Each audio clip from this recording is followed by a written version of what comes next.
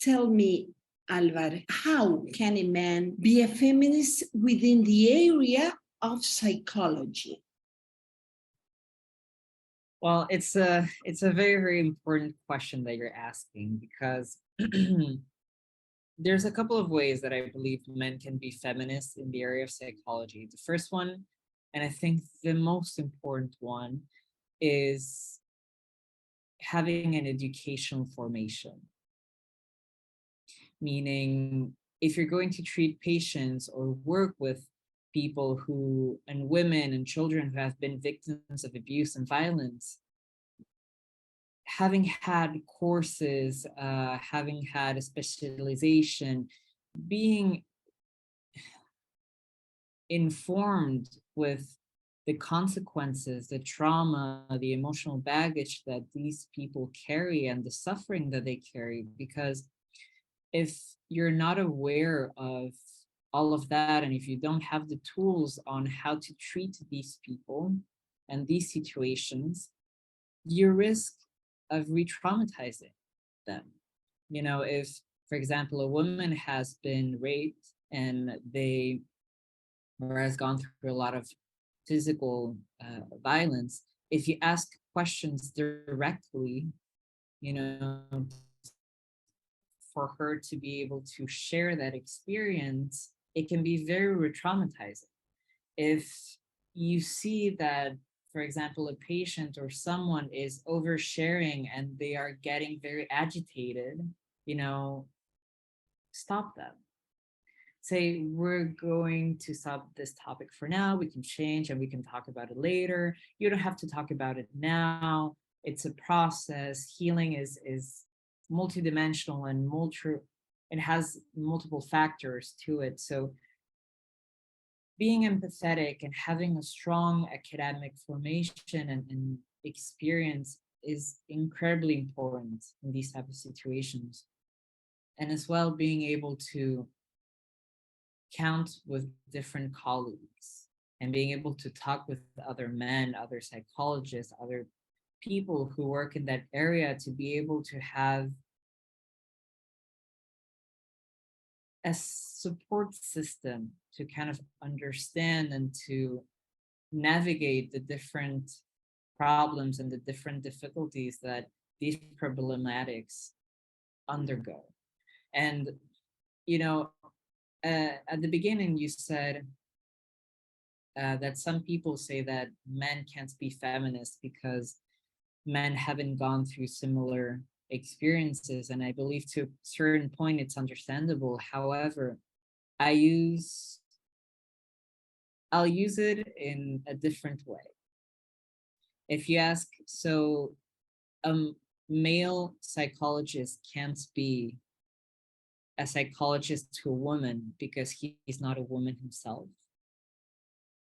A psychologist who hasn't gone through cancer can't treat a patient who is going through a cancer treatment or a family member who is going through cancer.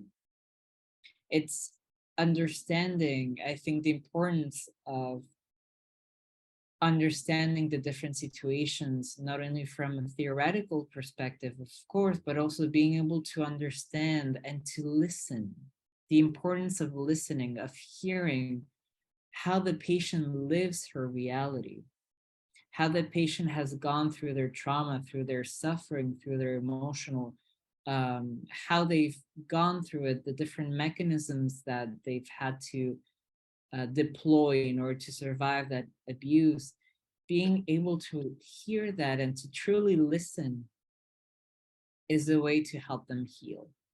Of course, there are different strategies and the different ways of working through that, but the most important thing, and the reason why one doesn't have to necessarily go through what the patient has gone through to be able to help them, is exactly because listening actively and patiently and empathetically is the most important thing in order to help. And so first, take courses, inform yourself, have an academic background in order to dive into these things. And second is have a support system, communicate with other men and women who are in the area, who are in the topic, and help each other and communicate all of those aspects. Thank you so much, Alvar. Let me go to another musical moment.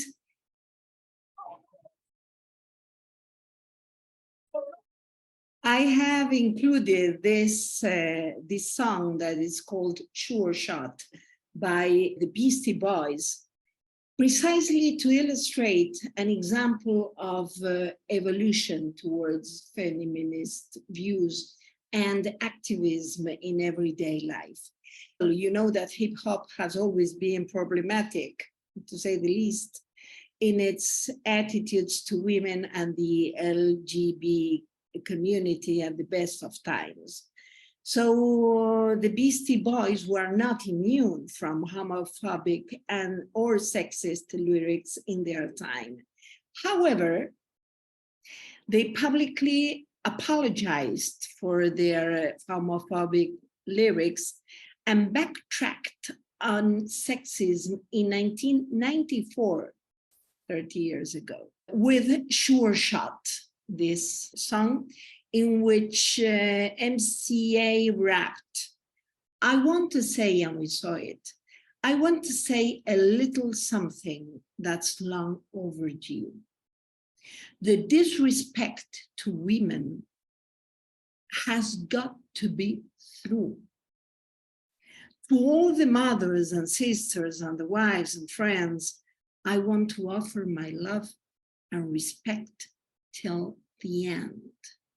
And the boys, the Beastie Boys, dedicated a lot of the later part of their career to erasing sexism and homophobia from their repertoire, even asking the Prodigy, which is another band, while touring together, not to play Smack My Bitch Up because of the offensive lyrics. What you said, Alvar, talk to other men.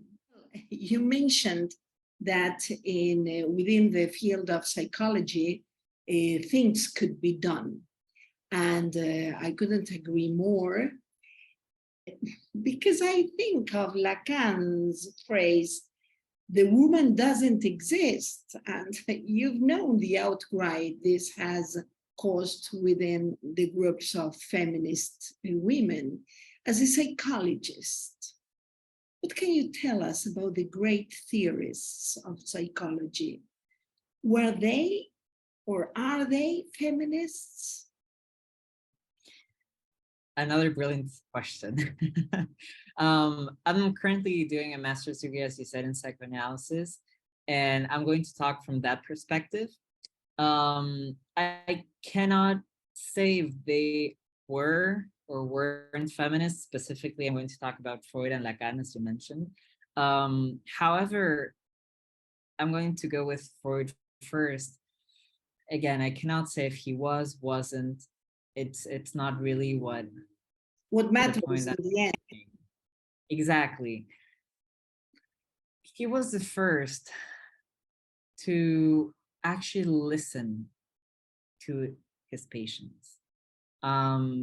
He started his theory with hysteria, with cases of hysteria. And as you know, hysteria is a terminology that roots from the Greek and is related to the uterus. So it is used, the terminology hysteria is used or was used to determine a specific set of symptoms that was related to psychological problems, specifically to women. And it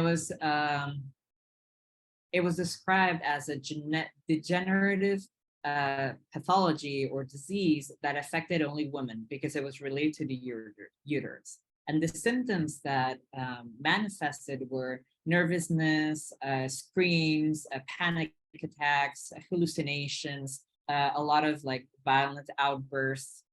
And it was related specifically to women. And what they did during Freud's time, which was end of 19th century, was that they said they were crazy and they were put in hospitals. However, he started to listen to them. He started to give them space to narrate their stories. And first of all, he realized, wait, this is not a physiological or biological result. This is psychological. So being psychological, hysteria is not something that is found only in women. It can be found in men, because it's a psychological way of structuring a symptom or even their own psyche. So he started to kind of separate hysteria that was used very pejoratively to women. And then he started to listen even further, and he started realizing that the origin of these symptoms and of hysteria itself was actually a result of society and the way the society suppressed women, their desires, their sexual impulses, their wants of work. For example, women at that time, they were either single for the rest of their lives or they were mothers. They had to marry, they had to bear children, they had to be housewives. That was the destiny of women. So when we think of human beings, we think they have desires of their own, they have ambitions, they have skills, they have things they want to learn. And those things were completely oppressed and suppressed. And when that happened, when women weren't able to fulfill other desires, whether it would be to work, to have their independence, to study, to have a life of their own, that suppression created the symptoms. So he started to understand that, wait, the reason that these women act this way and their suffering and their pathology, psychopathology, is a result of an oppressive society. He didn't talk about patriarchy, but he would, in a way, kind of make us understand that the reason why these women underwent all of this was because of the oppression and the way that the world was structured at that time. And going back a couple of decades later with Lacan, he used the phrase, "the woman doesn't exist." It has created a lot of controversy. However, and I'm going to kind of summarize it because it's very, very profound and very complex. When he says that the woman doesn't exist, he's not referring that women don't exist. He's referring that the prototype, the idealistic perspective of what the woman should be, that every woman should aspire to be a specific prototype, doesn't exist. That women are, you have to continue the phrase, the woman doesn't exist. They exist one by one. And it's understanding that that the definition of women and femininity is not one thing that every woman should aspire to be and should identify themselves with that. And if they're not exactly what that prototype is, they should feel ashamed and they're not women. So he breaks the stereotype and breaks what society understands as what a woman should be. You know, here in Argentina, it's the second country with most cases of eating disorders, because there's a specific type of body shape and body form and figure that is created by society. But when we understand that that's actually an illusion, that it doesn't exist, that the woman doesn't exist, that a prototype and generalization of what a perfect woman should be we understand and we give room for women just to be themselves. If they want to be a scientist, great. If they want to be an artist, great. If they want to be a mother, great. If they want to be a housewife, great. But it should be based on their own desires and not imposed and oppressed and shaped by what society wants them to be. So again, I cannot say whether they considered themselves feminists or are or aren't feminists, but I can say that they started to make their own contributions to kind of separate the normative narrative that was, they created a break in knowledge and a turning point, I should say, between a narrative that was being told, and it created a change. Freud, there's a lot of things that currently are being changed and then understood from a different perspective. But we also need to understand that he's a son of patriarchy, of his time, of his era. So he was building a whole theory based on what he was observing. But he was, sorry to interrupt you. He was a son of his time, but he went beyond. He went beyond, exactly. Because we are all children of patriarchy, but some of us are more disobedient than others. And you can overcome some of the things. And what happens with physical medicine, that is, everything is studied related to men. There are some exceptions, more than half of humanity. The exceptions are what happens to women, especially about our reproductive health. But the thing is that we are all different. I mean, the other day you spoke about heart attacks symptoms, which are different in men than in women. And the same happens with psychology.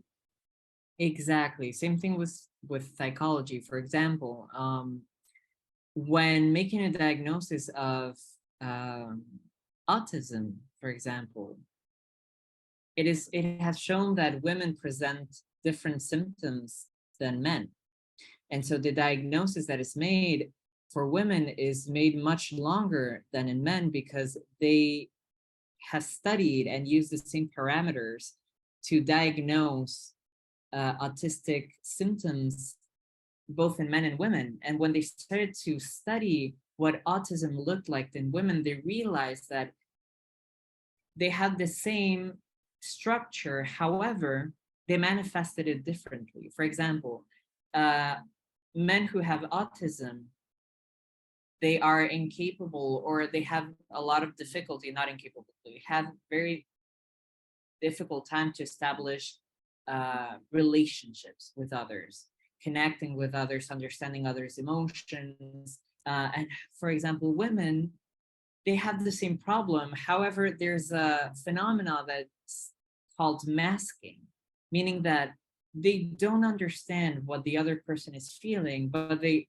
understand this, that they're crying, so I should tap their back, for example.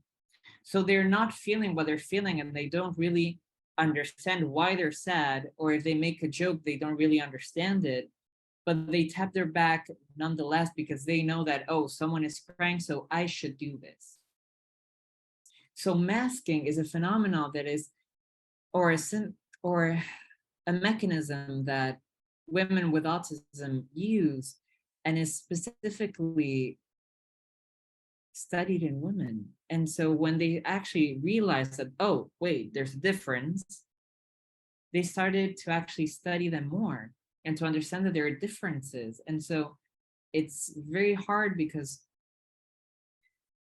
the diagnosis, when diagnosing people with autism, men tend to be much younger, and they tend to have much more time to adapt and to have treatment and to have different tools and ways of kind of imagining that. However, women, because they have these skills, say, or mechanism, they are diagnosed much later in life and can have more difficulties or have less time of treatment than men do.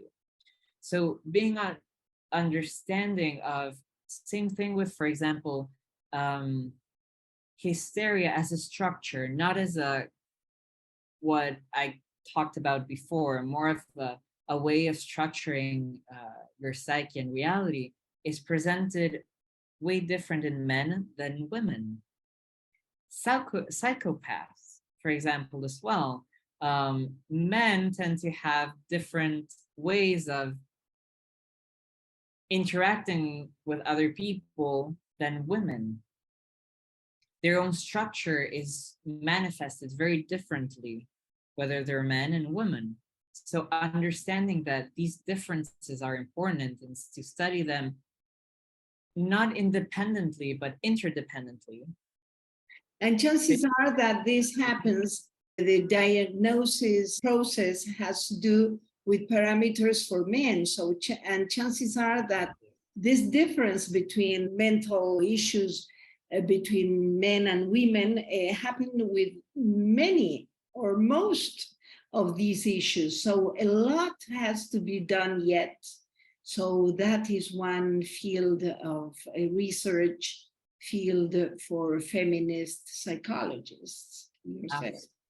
Talking about one of the most prominent women in Argentina and the help she received from men. And I'm talking about Alicia Moró de Justo.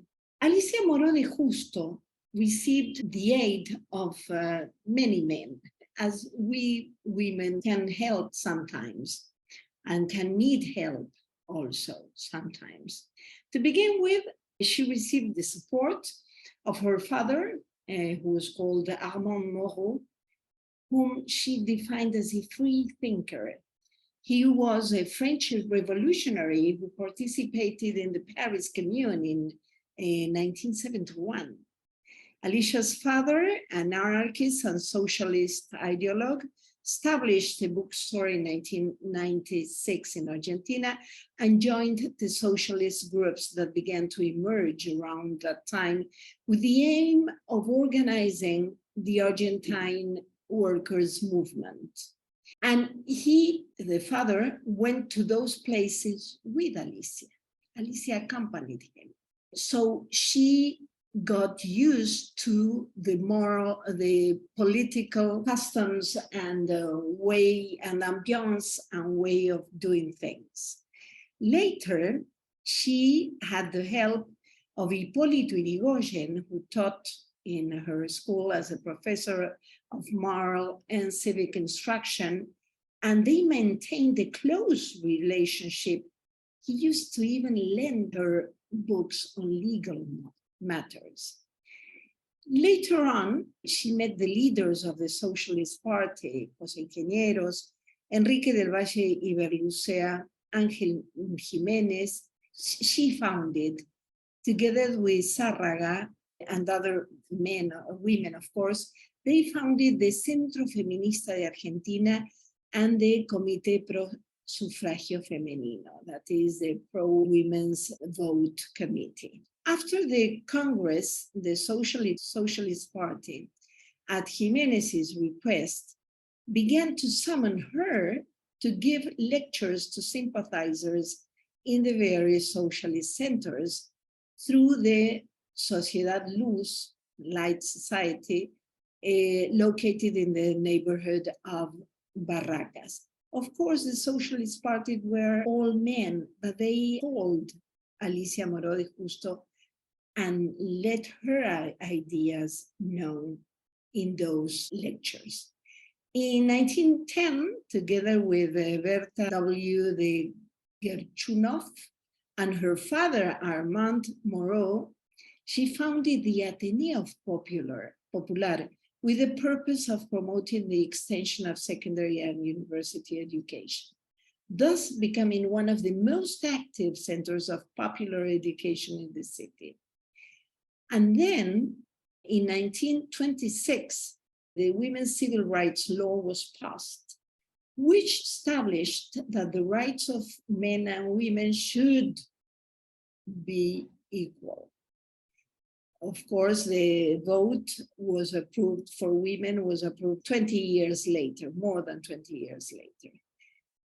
Together with her husband, she founded in 1927 La Casa del Pueblo, one of the libraries with the largest numbers of volumes in the country dedicated to workers' education. That is joint projects. And then she had the aid of the socialist deputy Mario Bravo in 1932, because she drafted a women's suffrage bill that Bravo presented. It obtained the approval of the deputy partially thanks to the mobilization of women and the pressure of feminist organization. However, the bill was rejected by the senators where conservatives dominated. I have chosen this woman because she's one of the most respected women in Argentina. She was one of the few voices that opposed the military dictatorship. She lived 100 years, all the time very active, and also to show that men and women can, of course, unite and make wonderful things and make and create and build a more just society for all. Let's go to the last video of the evening, why every teenage boy should be a feminist. And let's just make it clear, there is nothing manly about being misogynistic. Every single boy in this world should be a feminist to ensure that their mom, their sister, their future daughter has all the same opportunities to succeed in this world as they do. My name is Theon of Alexandria, and this is what a feminist looks like. That's a wonderful video, and that a video that makes me so hopeful about the future, because this was unthinkable 5 years ago. So let's go to the very last question. It is not a question, Alvar. It's just a message you would like to convey to other young professionals, to other psychologists, to other men, whatever you would like to say, your final words for today. Thank you. I think my final words would be support and seek support. Support women, create environments where women can be heard and share their talents, their desires, and be able to create that space for them, and seek support, whether that would be speaking with other men, getting involved in different organizations, or whether it be in academic formation, taking courses, learning, doing research. And I think that the best thing one can do is to do both, support and seek support. And I think those are my final words. ALVAR MORA PEREYRA, psychologist, author, trainer, university professor, thank you very much for having me in Life in Violet twice in a row.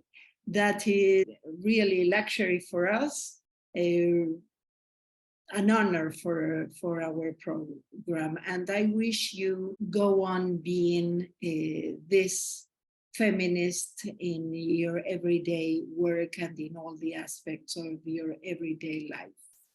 Thank you so much. Thank you for the space, for the time, for this interview. It was truly an honor to be here. Thank you very, very much. Thank you. And well, we have proven, I think, that men can be feminists, or whatever the title or the tag you would like to add to them. The important thing is what they do. And let me finish with a phrase by David Bowie, who became a feminist, who could deconstruct himself into a feminist. And he said, "I find it intensely offensive to see women treated as chattel or appendages. I cannot think of a situation where a woman could not do an equal, if not better job than a man. Possibly a situation requiring only brute strength may be the exception. But here again, a woman would be smart enough to organize the right person for the job.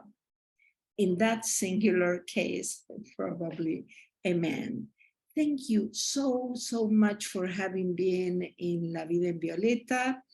To all of you, we'll meet again in May.